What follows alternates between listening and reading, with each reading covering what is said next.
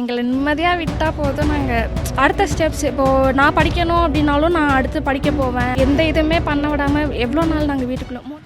என் பேர் விஜயஸ்ரீ. நான் தேனி மாவட்டம் பிஎஸ்சி அக்ரிகல்ச்சர் படிச்சுட்டு இருந்தேன். நாங்கள் 2 பேரும் 4 இயர்ஸாக லவ் பண்ணிகிட்ருக்கோம். வீட்டில் தெரிஞ்சிச்சு பிரச்சனையாக ஆகிடுமோ அப்படின்னு சொல்லிட்டு நான் விருப்பப்பட்டு தான் இவரை கல்யாணம் பண்ணிக்கிட்டேன். கல்யாணம் பண்ண அப்புறமும் பேரண்ட்ஸ்க்கு தெரிஞ்சிச்சு. அவங்க பெட்டிஷன் எல்லா ஸ்டேட்மெண்ட் அதெல்லாம் எழுதி வாங்கினாங்க. பாண்டு பத்திரத்தில் அதுலேயும் எழுதி வாங்கிட்டாங்க. இப்போது புதுசாக பிரச்சனை வருது. 500 கோடி ரூபாய் சொத்து இருக்குது அப்படின்னு சொல்லிட்டு புதுசாக ஒரு பிரச்சனைனாங்க. ஆனால் என் பேரில் அந்த மாதிரி இருக்க மாதிரி எனக்கு இது வரைக்கும் எதுவுமே தெரியாது. எனக்கு அவங்களோட சொத்துக்கும் எனக்கும் எந்த சம்மந்தமும் இல்லை. நான் போய் எதுவும் வேண்டாம், நான் நிற்கவும் மாட்டேன், நாலு பிள்ளை ஏதாச்சும் பிரச்சனைனாலும் நான் அவங்கக்கிட்ட போய் நிற்க மாட்டேன் அப்படின்னு சொல்லி எழுதி கொடுத்துட்டு வந்துட்டேன். திரும்பி 3 ஸ்டேட்மெண்ட் 3 தடவை வந்தாங்க. 3 தடவையுமே ஸ்டேட்மெண்ட்ஸ் எல்லாமே எழுதி கொடுத்துட்டோம். இப்போது திரும்பி புதுசாக பிரச்சனை வருது. இதுக்கும் ஜெகன்மோகன் சாருக்கும் என்ன லிங்க் இருக்குது, என்ன பிரச்சனை எதுவுமே தெரில. இப்போ எப்படி அவர் புதுசாக உள்ளே வந்தார், என்ன பிரச்சனைனால உள்ளே வந்தாங்க, எந்த இதுவுமே எங்களுக்கு கரெக்டாக எதுவுமே தெரியல. எந்த சம்மந்தமும் இல்லை. எங்களை நிம்மதியாக விட்டால் போதும். நாங்கள் அடுத்த ஸ்டெப்ஸ் இப்போது நான் படிக்கணும் அப்படின்னாலும் நான் அடுத்து படிக்க போவேன். இல்லை என்னோடய சர்டிஃபிகேட்ஸை வச்சு நான் ஒர்க் போனாலும் ஒர்க் போகிறதுக்கு வாய்ப்பு இருக்குது. எந்த இதுவுமே பண்ண விடாமல் எவ்வளோ நாள் நாங்கள் வீட்டுக்குள்ளே 3 மாதமாக ஆச்சு. 3 மாதமாக எந்த ஒரு வேலைக்கும் போகாமல் எந்த இதுவும் பண்ணாமல் வீட்டுக்குள்ளேயே தான் உட்காந்துருக்கோம். நான் எவ்வளோ நாள் இப்படி இருக்க முடியும்? நாங்கள் அடுத்த ஃப்யூச்சரில் அடுத்தடுத்து பார்க்கணும்ல, ஒர்க் போகணும். நானே பண்ணேன், அவங்ககிட்ட நானே பேசினேன். எந்த இதுவும் பண்ணாதீங்க, ஓகே நடந்துருச்சு.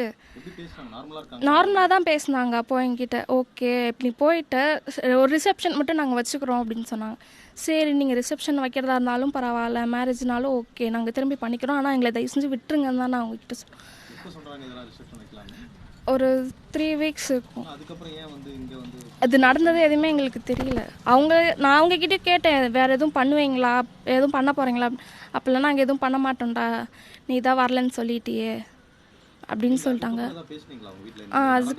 அதுக்கப்புறம் நான் போகலாம், காலேஜ் படிக்க போகிறேன், நான் என்னோட ஸ்டடீஸை கண்டினியூ பண்ண போகிறேன், அவங்க என்னை படிக்க வைக்க போகிறேன்னு சொன்னாங்க.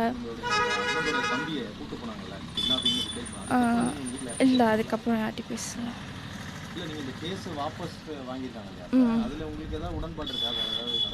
இல்லை இப்போ அவங்க என்னென்னா காம்ப்ரமைஸாக போயிடணும். எங்கள் அப்பா எனக்கு அடுத்து என் அண்ணா அவங்க எல்லாமே எங்கள் அப்பா டிபெண்ட் பண்ணி தான் இருக்காங்க.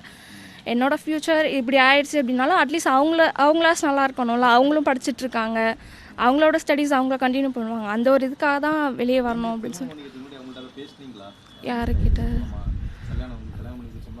இல்லை அது எதிர்ப்பு தெரிவிக்கிறது தான், எல்லா பேரண்ட்ஸும் பண்ணுறது தான். வீட்டில் மாட்டிக்கிட்டோம், கல்யாணம் தெரிஞ்சிருச்சு.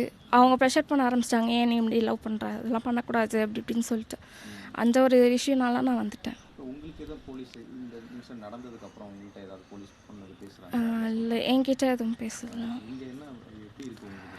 அவங்க அதுதான் சொல்கிறாங்க, ப்ரொடக்ஷன் சொல்லிட்டு டெய்லியும் வந்து பார்க்குறது, டெய்லியும் ஸ்டேட்மெண்ட் கேட்குறது. நாங்கள் அந்த ஸ்டேட்மெண்ட்டை தான் 3 தடவை எழுதணும். நாங்கள் எப்படி லவ் பண்ணோம், நான் எப்படி அங்கேருந்து வந்தேன், எத்தனை நாள் பழகணும், அது ஸ்டேட்மெண்ட் தான் எல்லா இடத்துலையும் எழுதி கொடுத்தோம். அதே ஸ்டேட்மெண்ட் தான் திரும்பி கேட்குறாங்க. அப்போ எத்தனை இடத்துல நாங்கள் அந்த ஸ்டேட்மெண்ட் எழுதுறது, எவ்வளோ தடவை? இதோட 4 தடவை எழுதி கொடுத்துட்டோம் நான். அப்போ ஏன் இந்த ஸ்டேட்மெண்ட் திரும்பி கேட்டுகிட்டே இருக்காங்க?